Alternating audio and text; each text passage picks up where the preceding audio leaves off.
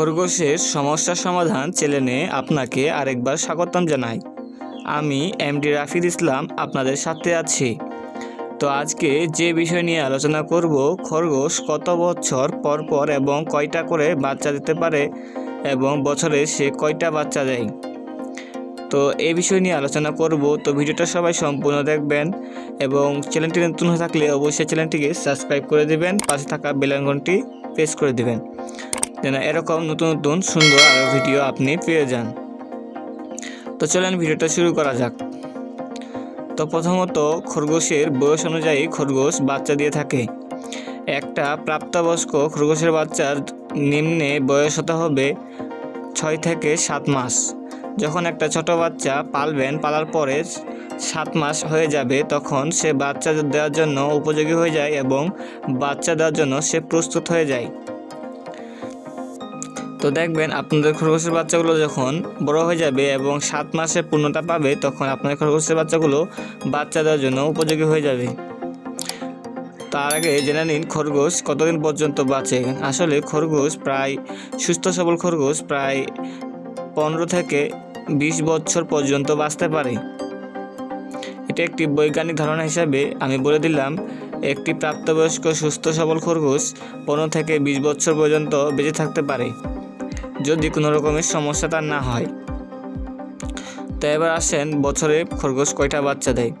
তো প্রথমত, খরগোশ যখন প্রথম গর্ভবতী হবে তখন খরগোশ প্রায় 8টা থেকে 10টা খরগোশের বাচ্চাও দিয়ে থাকে। যখন পরবর্তীতে আস্তে আস্তে যখন 2 মাস পর বাচ্চা নেবেন, তখন আস্তে আস্তে সে বাচ্চা কমিয়ে দেয়।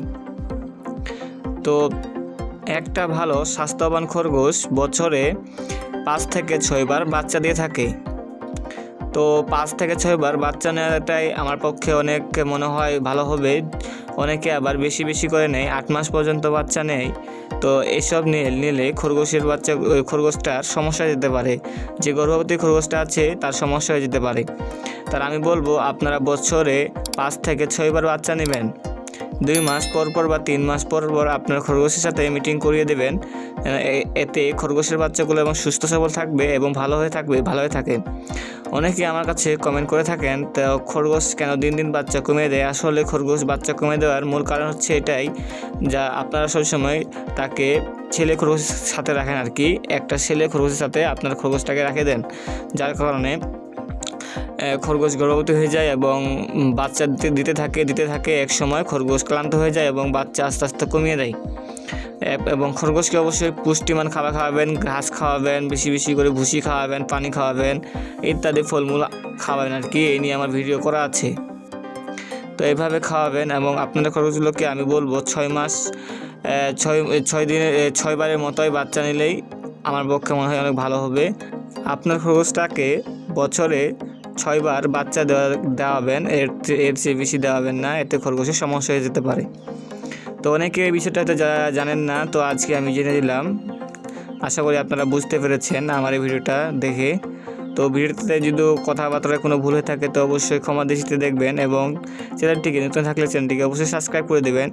আর খরগোশের কোনো সমস্যা থাকলে আমার একটা আইডি আছে, আমার লিঙ্কে দেওয়া আছে, ইউটিউব লিঙ্কে যাবেন এবং সেখান থেকে আমার সাথে খুব সহজে যোগাযোগ করতে পারেন। তো সবাইকে অসংখ্য ধন্যবাদ। ভিডিওটা সবাই শেয়ার করে দিবেন এবং লাইক কমেন্ট করবেন। তো ভালো থাকবেন সবাই।